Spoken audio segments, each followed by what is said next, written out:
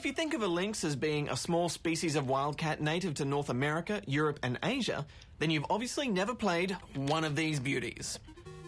It's an Atari Lynx, and it first appeared in late 1989, just a few months after the release of the Nintendo Game Boy. For its time, it was the most advanced handheld console ever built, but what really made the Lynx a milestone in video gaming history is that it was the world's first handheld with a colour LCD screen.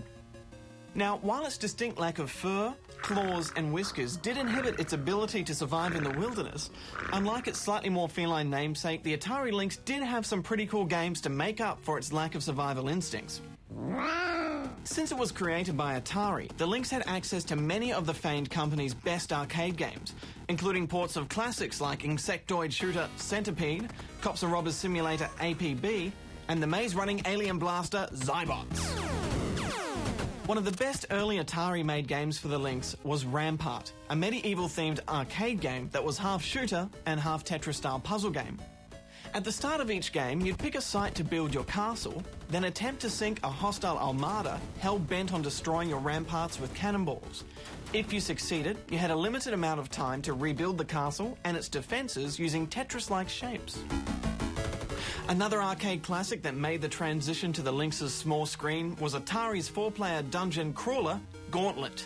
It featured all the top-down ghoul-fighting action you could handle, although this time it included a variety of very out-of-place warriors, including a pirate, a robot, and a nerd.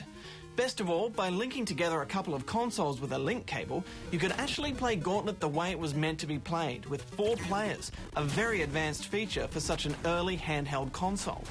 The Lynx also featured many third-party games, including those owned by fellow arcade game producer Midway. Games like the Godzilla-inspired Monster Mash Rampage, the Flying Ostrich 'em Up Joust, and the alien eradication simulator Xenophobe all had very authentic ports to the Lynx, which made it the portable console of choice for arcade game fanatics.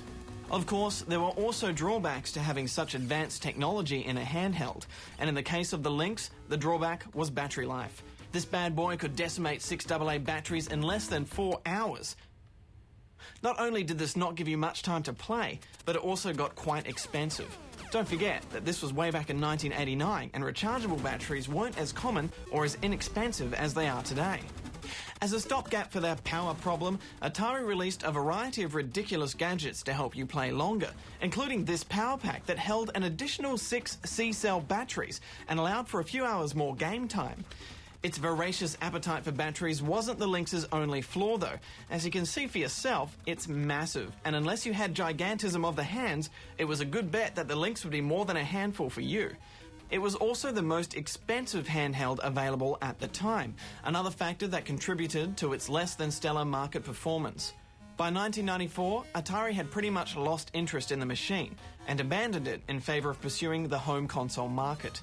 Now, that should have been the end of the Atari Lynx story, but as it happens, during its short life, the console had attracted a small but dedicated fan base, and they weren't about to let it go that easily. From the late 90s onwards, a number of independent developers sprung up to support the obsolete console by developing, releasing and distributing new Lynx games all by themselves. Games like the vocabulary puzzler Lexus, subterranean puzzler Crystal Mines 2, and a hectic interstellar shooter named Remnant all came out of a game studio called Songbird Productions, one of the most prolific names in the indie Lynx scene. So if you have a taste for classic retro gaming on the move, the Atari Lynx could be just the ticket for you. Just make sure you've got the hands of a giant and an unlimited supply of batteries before you leave the house.